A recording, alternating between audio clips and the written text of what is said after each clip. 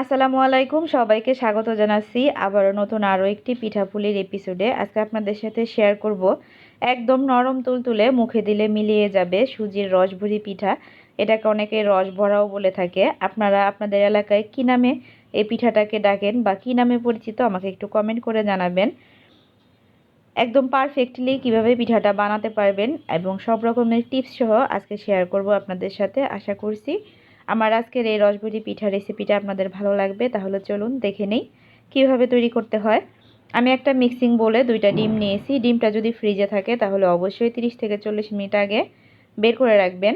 আর এখানে আমি দিয়ে দিলাম 1/4 চা চামচের থেকে একটু কম লবণ আর একটা এলাচের দানাগুলিকে আমি সুন্দর করে থেতো করে নিয়েছি, মানে গুঁড়ো করে নিয়েছিলাম সেটাই। এখন একটা এক বিটারের সাহায্যে আমি সুন্দর করে ডিমটাকে মিশিয়ে নিচ্ছি। ডিমটাকে খুব ভালোভাবে মিক্স করে নেবেন যাতে কোনো রকম লাম্পস না থাকে।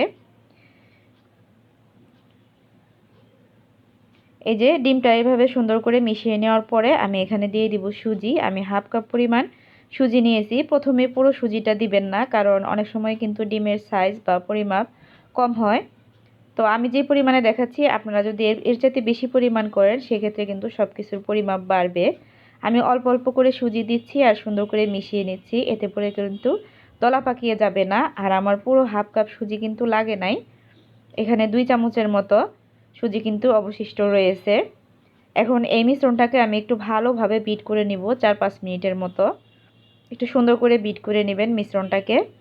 এই যে সুন্দর করে বিট করে নেওয়ার পরে মিশ্রণটা এরকম হবে। আর আমি এটাকে 5 থেকে 6 মিনিটের জন্য এখন ঢাকনা দিয়ে ঢেকে একপাশে রেস্টে রেখে দিয়ে এদিকে দুধের শিরাটা রেডি করছি। আমি এখানে 3 কাপ দুধ নিয়েছিলাম, কিন্তু পরবর্তীতে আমি আরও হাফ কাপ দুধ নিয়েছি। টোটাল 3.5 কাপ দুধ দিয়ে আমার এই পিঠাটা লাগবে আর কি তৈরি করতে। আর দিয়ে দিলাম ছোট 2টা এলাচ। এলাচের মুখটা আমি একটু ফাটিয়ে দিয়েছি। সেই সাথে দিলাম হাফ কাপ পরিমাণ চিনি, 1 চিমটি পরিমাণ লবণ। চাইলে কেউ লবণটা স্কিপ করতে পারেন। আর চিনিটা কিন্তু অবশ্যই আপনারা আপনাদের স্বাদ মতো অ্যাড করবেন। চুলায় বসিয়ে দিলাম। আর আমি গরুর দুধ ব্যবহার করেছি, আপনারা চাইলে কিন্তু গুঁড়া দুধ দিয়েও কাজটা করতে পারেন। সেক্ষেত্রে 3.5 কাপ পানিতে আপনারা 1.5 কাপ গুঁড়া দুধ দিবেন। তো দুধটা বলক চলে আসার পরে আমি একপাশে চুলার উপরে ঢাকনা দিয়ে ঢেকে রেখে দিয়েছি। আর এদিকে কিন্তু আগে আমি একটা প্যানে সয়াবিন তেল দিয়ে দিয়েছিলাম। তেলটাকে খুব ভালোভাবে গরম করে নেবেন, যেন বেটারটা দেওয়ার সাথে সাথে উপরে ভেসে ওঠে, এরকম গরম হবে আর কি। তো ছোট ছোট করে দিয়ে এই যে এইভাবে আমি পিঠাগুলিকে দিয়ে দিয়েছি আর কি, বড়া আর কি। আর এই ক্ষেত্রে একটা টিপস দেই, বেটারটা কিন্তু খুব শক্ত করে করবেন না, যেরকম দেখিয়েছি ওরকমই করবেন। আর এই বড়াগুলিকে ছোট ছোট করে বানাবেন, কারণ এটা যখন আপনারা দুধের রসে দিবেন তাহলে কিন্তু ডাবল হয়ে যাবে। এই যে আমার ভেজে নেওয়ার পরে আমি সাথে সাথে কিন্তু গরম শিরার মানে গরম দুধের মধ্যে আমি পিঠার বড়াগুলিকে দিয়ে দিলাম। অবশ্যই গরম দুধে দিবেন, নয়তোবা কিন্তু পিঠার ভিতরে আপনার দুধের রসটা যাবে না। আর ব্রাউন কালার করে কিন্তু পিঠাগুলিকে ভাজবেন না, তাহলে কিন্তু পিঠাগুলি খেতে ভালো লাগবে না। এরকম হোয়াইট কালারই থাকবে। মোট কথা ভাজা হয়ে গেলে চুলা থেকে নামিয়ে সরাসরি দুধের মধ্যে দিয়ে দিবেন। আর এইভাবে ঢাকনা দিয়ে ঢেকে রেখে দিব 2 ঘন্টার জন্য। 2 ঘন্টা পরে আমি সার্ভিং ডিশে নিয়ে নিয়েছি। আর উপর থেকে অবশিষ্ট যে দুধটা ছিল সেটা আমি দিয়ে দিলাম। দেখে নিশ্চয়ই বুঝতে পারছেন পিঠাগুলির সাইজ কেমন হয়েছে আর কতটা পারফেক্ট হয়েছে। মাশাআল্লাহ, পিঠাটা অনেক সুন্দর হয়েছিল আর খেতে তো আলহামদুলিল্লাহ অনেক মজার ছিল।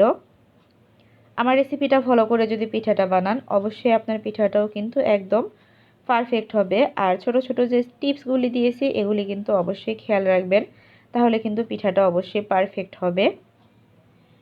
আর এটা যদি ঠান্ডা ঠান্ডা খেতে পারেন তাহলে কিন্তু আরও বেশি মজা লাগে। এটা কতটা রসালো হয়েছে আমি আপনাদেরকে একটু দেখিয়ে দিচ্ছি।